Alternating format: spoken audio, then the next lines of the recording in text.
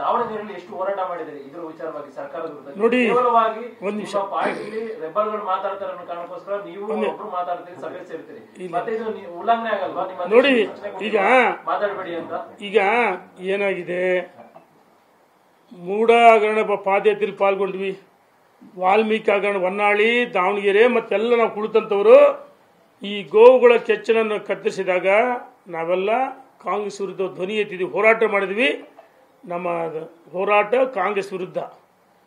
ಆದರೆ ನಾವು ಮಾಧ್ಯಮ ಉಲ್ಲಂಘನೆ ತಿಳಿದಿರಿ, ಅನಿವಾರ್ಯವಾಗಿ ನಾವು ಮಾತಾಡ್ತಾ ಇದ್ದೀವಿ. ಅನಿವಾರ್ಯವಾಗಿ ಇಲ್ಲ ಸುಮ್ಮನಿದ್ರೆ ಇವ್ರದನ್ನು ಜಾಸ್ತಿ ಅತಿ ಆಗುತ್ತೆ. ಅದಕ್ಕೋಸ್ಕರ ನಾವು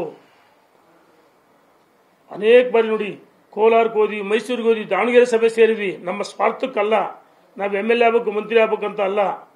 ನಮ್ಮ ಕಾರ್ಯಕರ್ತರು ಮುಖಂಡರು 3 ಉಪಚುನಾವಣೆ ಸೋತಿದ್ರು, ಅವರಿಗೆ ಆತ್ಮವಿಶ್ವಾಸ ಬರುವ ನಿಟ್ಟಿನಲ್ಲಿ ನಾವು ಪ್ರವಾಸವನ್ನು ಮಾಡಿದ್ದೀವಿ.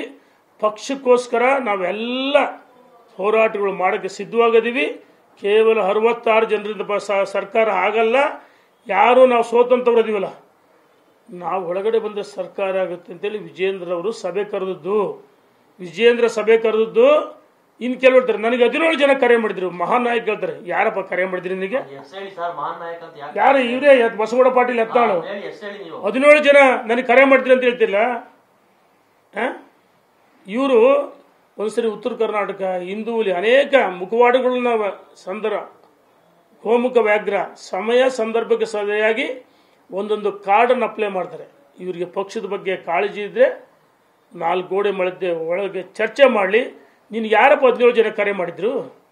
ಯಾರು 17 ಜನ ಯಾರು ಕರೆ ಮಾಡಿದ್ರು? ಅರೆ, ರಾಜ್ಯದ ಅಧ್ಯಕ್ಷ ವಿಜೇಂದ್ರ ಅವರಿಗೆ ಅಧಿಕಾರ ಇದೆ. ಕಾರ್ಯಕರ್ತರನ್ನ, ಮುಖಂಡರನ್ನ, ಪದಾಧಿಕಾರಿಗಳನ್ನ, ಎಲ್ಲ ಮೋರ್ಚಾಗಳ ಮತ್ತು ಸೋತವರ ಗೆದ್ದವರ ಸಭೆ ಕರೆಯಕ್ಕೆ ಅವರಿಗೆ ಅಧಿಕಾರ ಕೊಡೋದು ರಾಷ್ಟ್ರೀಯ ನಾಯಕರು ಕೊಡಿದ್ದಾರೆ. ಅದಕ್ಕೋಸ್ಕರ ಸಂಘಟನೆ ದೃಷ್ಟಿಯಿಂದ ಸಭೆ ಕರೆದದ್ದು. ವಿಜೇಂದ್ರ ಸ್ವಾರ್ಥಕ್ಕೆ ಸಭೆ ಅಲ್ಲ. ಯಡಿಯೂರಪ್ಪ ಸ್ವಾರ್ಥಕ್ಕೋಸ್ಕರ ಪ್ರವಾಸ ಮಾಡ್ತೀವಿ ಅಂತ ಹೇಳಲಿಲ್ಲ. ಧನ್ಯವಾದಗಳು ಸರ್. ಈಗ ನೀವು ಸಭೆಗಳ ಮೇಲೆ ಸಭೆ ಮಾಡ್ತಾನೆ ಇದ್ದೀರಾ, ಅವ್ರ ಕೆಲಸ ಅವ್ರು ಮಾಡ್ತಾನೆ ಇದ್ದಾರೆ, ಓಕೆನಾ?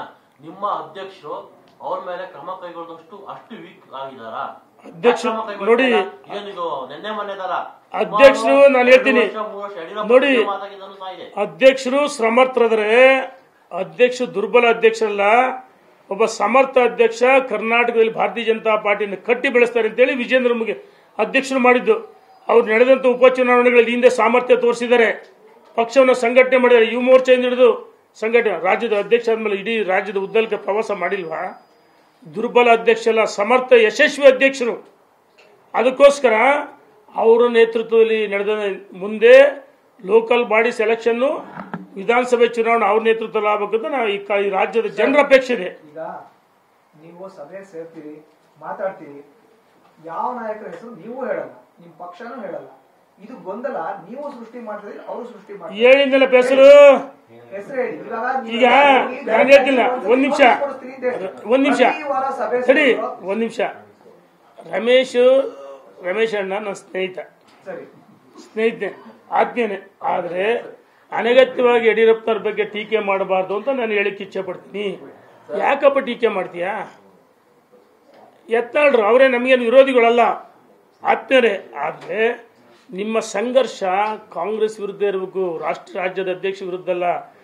ನೀವು ಏನಾದರೂ ವಿಜೇಂದ್ರ ಯಡಿಯೂರಪ್ಪನವ್ರ ಬಗ್ಗೆ ಮಾತಾಡಿದ್ರೆ ಭಾರತೀಯ ಜನತಾ ಪಾರ್ಟಿಯ ಏನು ನಂಬಿಕೊಂಡು ಕಾರ್ಯಕರ್ತರು, ಮುಖಂಡರು, ಈ ರಾಜ್ಯದ ಪ್ರಜ್ಞಾವಂತ ಮತದಾರದರೆ ಅವ್ರಿಗೆ ಅಪಮಾನ ಮಾಡ್ತೀರಿ, ಪಕ್ಷಕ್ಕೆ ಅಪಮಾನ ಮಾಡ್ತೀರಿ. ಯಾರು ಅಧ್ಯಕ್ಷರು ಮಾಡಿದ್ರು, ಮೋದಿಜಿ, ನಡ್ಡಾಜಿ, ಅಮಿತ್ ಶಾಜಿ, ಸಂತೋಷ್ ಜಿಗೆ ವಿಜೇಂದ್ರ ಯಡಿಯೂರಪ್ಪನ ಟೀಕೆ ಮಾಡಿ ಅವ್ರಿಗೆ ಅಪಮಾನ ಮಾಡ್ತೀರಿ. ಇದು ಒಳ್ಳೇದಲ್ಲ. 4 ಗೋಡೆ ಮಧ್ಯೆ ಕುಳಿತು ಚರ್ಚೆ ಮಾಡ್ಕೊಳ್ರಿ ಅಂತ ಹೇಳಕ್ಕೆ ಇಚ್ಛೆ ಪಡ್ತೀನಿ.